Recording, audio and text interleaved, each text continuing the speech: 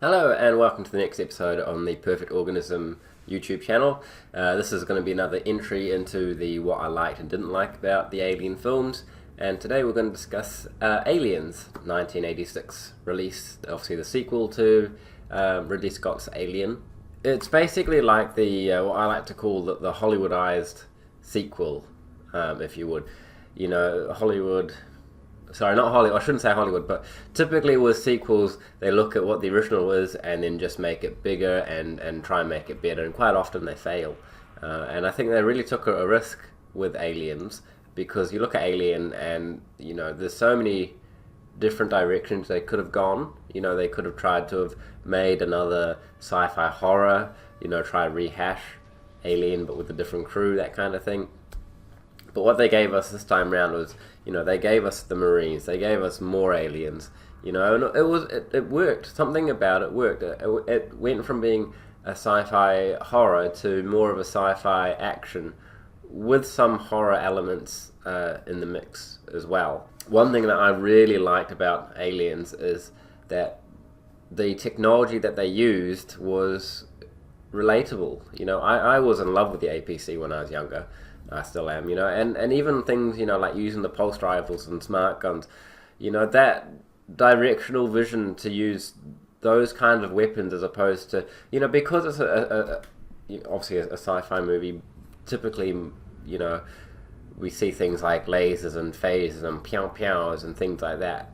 But I really respect that, you know, it went with weapons that we could relate to, you know, the pulse rifle, the smart gun, you know, the pistols that they used, you know, the flamethrowers, you know, they all seemed like, you know, things we can relate to. You know, the dropship was awesome as well. It left enough to the imagination, you know, not knowing what happened at the Hive. Now, I know that, you know, it's been covered with in comic form and in book form, etc.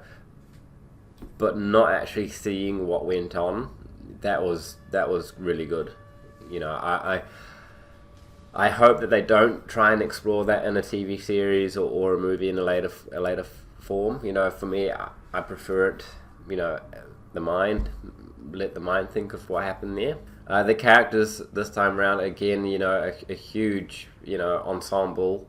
You know, Bill Paxton, Michael Biehn, obviously Sigourney Weaver coming back, reprising a role as Ripley, Mark Rolston, Jeanette Goldstein, Lance Henriksen. You know, there's a lot of people to like, a lot of characters to like. You know, it's such an iconic movie with so many quotes. You know, pretty much every character, barring a few, have a memorable quote. It's probably the movie that I can quote the most. You know, I can rattle off iconic quotes from this. You know, let's rock, get away from her, you bitch. Look into my eye. I don't want to say this, Patrick, but I can't repair the dish. I can't repair the dish. You know, assholes and elbows. What are you waiting for? Breakfast in bed. You know, there's so many, you know, quotable things you can say with this movie. This movie is, for me, is Ripley's movie. You know, you see her in Alien, and there's not that much development because she's more in a struggle to survive than you know, actually getting to know her as such. Whereas Aliens, especially with the in the director's cut, you know, getting a bit of a backstory with Amanda, and then her developing the bond with Newt as well, and going back and facing her fears. It adds so much to the character of Ripley. Yeah, for me, this is Ripley's movie. You know, if I think Ripley, I think of Aliens. I don't necessarily think of Alien and Alien 3. I think Aliens is Ripley's main movie, even though she's in those other ones, of course, and Resurrection as well. You know, you've got the Marines and them, you know, fighting for their survival, but alongside that, you've got this kind of subplot of family with Ripley and Newt and Hicks. You know, there is that kind of connection there that things may be all right, which you don't really get in any of the other Alien movies. You don't really have that hope as to what happens when they survive. With these characters, you have a sense of a happy ending, which you do at the end of Aliens. You don't necessarily feel like the end of Alien when Ripley shoots the xenomorph out the shuttle, that it's a happy ending. It's just an ending. But Aliens does give you that kind of happy ending until Alien 3, but we'll discuss that in the next video. The music, James Horner, I've said this on one of the podcast episodes fairly recently, and it is very controversial, but that's what this perfect organism is all about, is having different opinions, and we don't all have to agree, and that's good. I'm quite happy to stand up and say, look, I prefer the Aliens soundtrack, the score, over Alien 3. Alien 3 has such a popular soundtrack. The soundtrack for Aliens is brilliant. Is awesome. Yeah, I love the military kind of sounds that you hear on the Sulaco. And then you get on Hadley's Hope, and everything's so alien and foreign, and it's awesome. It's brilliant. I actually think that they took a huge risk, having multiple xenomorphs in there, and some people may think that it kind of cheapens it, but for me, the way I see it is they're different than an alien. An alien, you had a sole alien. It was trying to A, survive, and B, establish its own hive. You saw that with the egg morphing scene with Dallas and Brett. It was trying to I guess continue on the species, whereas an alien is slightly different, because you've already got that hive and that established, which so the xenomorphs will act differently. That it's not just a case of carry on the species now. It's a case of more hosts potentially, or maybe more food, or there's protection. They've got to make sure that the Marines don't use their weaponry near the Queen. So I understand why the aliens can or potentially act differently than they would an alien. The use of lighting is another thing which I want to bring to the forefront when discussing Aliens. You look at the hive scene in particular. There's a lot of blue light. You look in the operations battle towards the end of the film, and it's red, and that's awesome. That really adds a heightened feeling of danger and terror, and that was used very effectively. And then it's little things in Aliens which I think work really well. The motion scanner. The bleed. Firstly, the actual motion scanner itself is fantastic.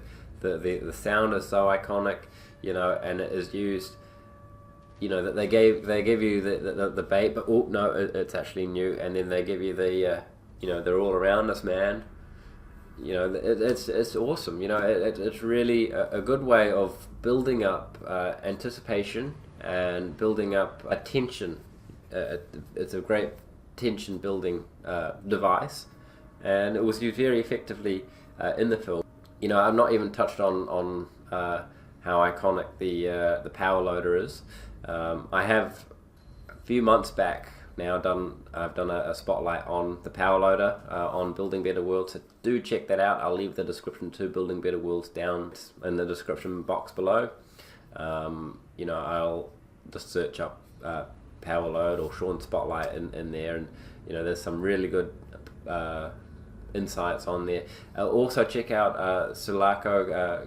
Connor Murdoch's done a series fairly recently where he's gone very in depth about the Sulaco, and those posts absolutely killed it. So top job out there, Connor. Circling back around to the characters, it kind of followed on from Alien, where there is, I guess you'd say, an alien among them. One who acts like them but isn't of the same, isn't on the same mind, isn't on the same length, and of course that's Burke. Burke is effectively Alien's Ash, while being a human, not an android. He's got a hidden agenda.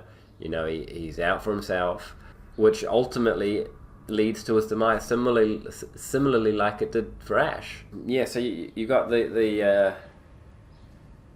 action, you got the characters, you got the music, you've got. I've not spoken about the Queen. I don't really want to touch too much on the Queen because by the time this episode will have dropped, we're about to record the Queen Roundtable, which I'm hoping to be part of. So I'm not really going to touch too much on the Queen because by the time this is released, I'd imagine the Roundtable will be live already. So just check that out for Queen discussion on the podcast. There are a couple of things that I don't particularly like with Aliens, which I'll talk through now. And the first one is there were some characters in there which they didn't get established, and unless you're like a passionate Alien fan, which I imagine you are watching this video, the likes of Crow, Wazowski, Spunkmeyer, Dietrich, those characters seem to have been written in but not really given much attention. I think I don't even recall if Crow and Wazowski had more than 2 lines between them. Dietrich, she's saying that Newt's malnourished. You don't really see too much of Dietrich. And Spunkmeyer, you only really see him to ask Bishop if he needs anything else, and then him going on the dropship. So those characters were there to be alien fodder, and it's quite interesting thinking about it because they were used effectively, but not at the same time. I mean, you kind of look at the other ones that perished, especially in the Hive scene. Drake, Apone, Frost. They all were built up. It would have been believable at that point before them entering the Hive that they were going to be some of the Marines that would have made it out of the Hive, whereas you never would have said Crow or Wazowski or Dietrich. So that's just one kind of minor thing, but the way that they were written off was very good. Dietrich obviously gets taken away, and the use of the cameras and the static when they die, that was done very effectively as well. Yeah, I didn't really feel too much for those particular characters that they added to the situation. They built tension in the Hive. I'll freely say that, but I felt much different when Frost and Apone and Drake died. This movie does have quite a lot of movie mistakes, but I'm more than happy to kind of overlook those. For example, when they are going into the Hive, Ripley's headset goes on and off and on and off. There's a sequence very close together where at one moment she's got the headset on, next moment she doesn't, and then it's on again, or vice versa. And other things like you see Bishop's body go up when he's been ripped in half, which, by the way, that scene is fantastic. I love that scene, and watching the tail come through and him being ripped apart. The way that was executed looks so real. It's believable until you see Bishop's body kind of come up. There was caseless shells, but you see shells coming out the guns. There are quite a few mistakes in the movie. I think if you're those are kind of minor for me. I don't really mind that too much. The other thing which does put me off Aliens a wee bit is the actual very end again, which I'm sad to say. When Ripley opens up the hatch for the Queen to go out of, and the Queen's holding on to her, and she's holding on with her elbow like that in the whole vacuum of space, it doesn't look right. It looks like her arm should just shatter. Obviously, I've never been in that situation, so I don't know exactly how much weight is being put on the elbow or anything like that. But it doesn't look like it doesn't seem. It looks like she should just be sucked out with it. And then in failing that, even if that is possible, once the Queen does go out and she shuts it, You know, at no point do you see her holding her arm. You know, she's been holding her weight and the Queen's weight in the vacuum of space, and there's like nothing to it. You know, like, come on. That's my main real gripe with Aliens. And you know, you see the alien go out from the shuttle, just like Alien, just done slightly differently. I think maybe they could have done things, you know, maybe slightly better. But takeaways, yeah, main takeaways. I love the casting, I love the characters, I love the music, and I love the vision behind Aliens. Because if you take away everything you know from Aliens onwards and try and come up to a sequel of Alien, I can't think of anything which would outdo Aliens. I love how that they've made Aliens the way it is. You know, I love how there are so many of them, and it's such a dangerous environment that these characters find themselves in. I love how you don't know what happened on Hadley's Hope. You know, I love the addition of the Queen, which, as I said, mentioned, you know, look in the podcast for that. You know, I love the use of the technology that they had in there. You know, the motion scanner, the power loader, the APC, even the video feeds into the APC. That was done really well. The guns that they used, the flamethrowers, everything felt real and relatable, which it all adds up. You know, it really does all add up. You know, I love that the character development, especially in Ripley in this movie. I love that it adds the element of family in the movie, which you don't get in Alien. I love how they kind of continued on with the you know, wanting to get a specimen back. You know, it was everything, you know, that was brought into the table was done really well. I've said what I didn't like about it. So the next episode is going to be a very interesting one. It's going to be Alien 3, which divides a lot of people. So just let me know, you know, what you liked about Aliens, what you didn't like about Aliens. Just drop me a comment below, and I'll have a look through those. Yeah. So until we go talk about Alien 3, do check out the Facebook group, our website, and our Twitter. I'll put the links all in the description below. And until next time, guys, thank you very much.